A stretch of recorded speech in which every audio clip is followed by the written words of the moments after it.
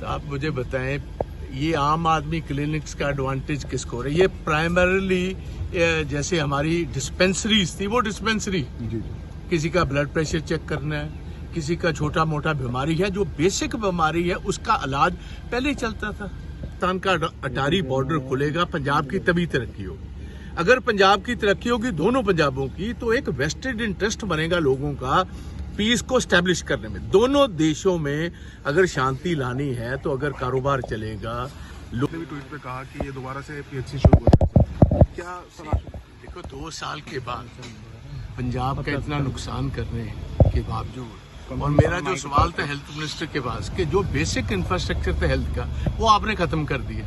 आम आदमी पर मैंने इनको पूछा कि आप बताएं, चीफ मिनिस्टर से लेकर कोई इनका एक भी एमएलए या मिनिस्टर कभी आम आदमी में चक्कर लगाने की बात नहीं कि आप वहां इलाज करवाने गया है। क्योंकि जब चीफ मिनिस्टर साहब 2 दफा बीमार हुए, वो अपोलो हॉस्पिटल दिल्ली में गए। इनके मिनिस्टर जब बीमार होते हैं सारे के सारे टॉप प्राइवेट हॉस्पिटल्स में जाते, दे हैव नेवर गॉन। मैंने कहा आप कार्ड देखा। सो अब ये उसी बात पर आ रहे हैं, तो उसका मतलब 2 साल का तकरीबन 1500 करोड़ का तो पंजाब का नुकसान हो गया। हमारा एग्जिस्टिंग इंफ्रास्ट्रक्चर खत्म कर दिया, डॉक्टर्स है नहीं, दवाई है नहीं, मशीन्स है नहीं, स्टाफ है नहीं, तो दे हैव देमसेल्व्स कंसीडर्ड कि ये पॉलिसी फेलियर है। और जितने इनके स्कूल्स ऑफ एमिनेंस है, एक तो गिर गया जी बद्दोवाल में, उसकी बिल्डिंग गिर गई, छत गिर गई, एक लेडी टीचर की डेथ हो गई।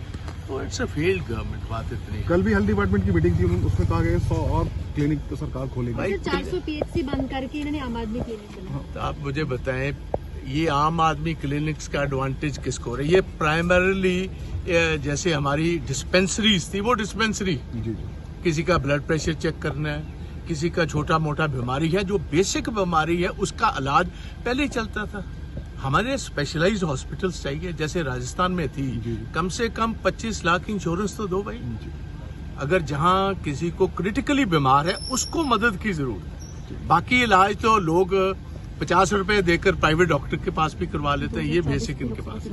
हाँ जी सर, 2024 के लोकसभा चुनाव के लिए कांग्रेस की किस तरीके की तैयारी शुरू कर दी? जो बाकी स्टेट्स में जो अभी चुनाव नतीजे आए हैं कांग्रेस के, उसको देखते हुए कितनी तैयारी पंजाब कांग्रेस कर रही है? उसका क्या इम्पैक्ट? हमारे जो इंचार्ज हैं स्टेट के, हरीश चौधरी जी आए थे और इम्पोर्टेंट कांग्रेस के लीडर्स के साथ चर्चा हुई है। उस चर्चा में इन्होंने सारी बात, हमारी जो तैयारी है वो हमने बता दी है कि we are fully geared up, we are fully prepared to take on the present government. National level पर भी बीजेपी जो पंजाब के साथ धक्का कर रहे हैं, वो सारे इश्यूज हम लेके जाएंगे लोगों में, क्योंकि ये नेशनल इलेक्शन होगी। जो नेशनल गवर्नमेंट है मोदी साहब की, जो उन्होंने पंजाब का हक मार रखा है। देखिए, हमारे पास कोई पोर्ट नहीं, हमारे पास एक ड्राई पोर्ट था हजारों सालों से, जो सिल्क रूट था अमृतसर वाला, लाहौर, अमृतसर, उसके बाद फिर रावलपिंडी और फिर सेंट्रल एशिया को जाता था।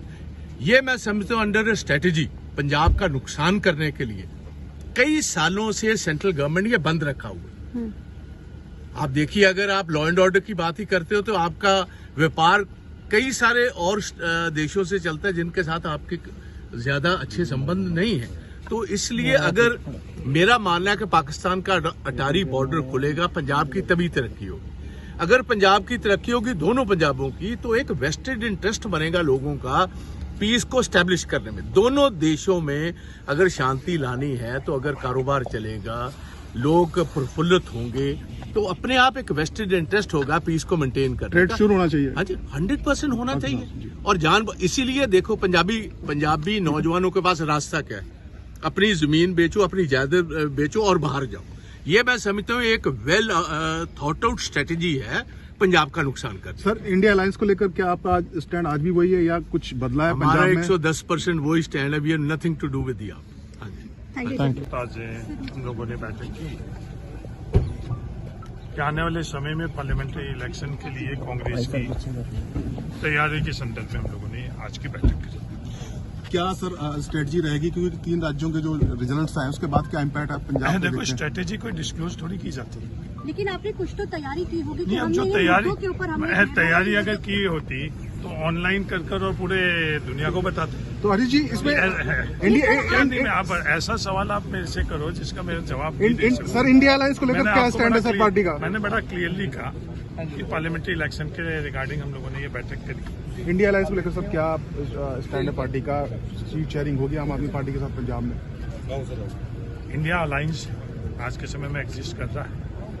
सीट शेयरिंग आज के इस मीटिंग के अंदर एजेंडा नहीं है। फ्यूचर की बात करो कि फ्यूचर के अंदर जब भी हम लोग आपस में डिस्कस करेंगे, डिसाइड करेंगे, तो आप लोगों के बीच में हम बता देंगे। सीएलपी लीडर कह रहे हैं कि हम सक्षम है और हमें जरूरत नहीं है। वो इंडिविजुअली सीएलपी लीडर की ओपिनियन है। पार्टी क्या डिसाइड करेगी, जब भी डिसाइड करेगी मैं आपको बताऊंगा। ठीक है। धन्यवाद।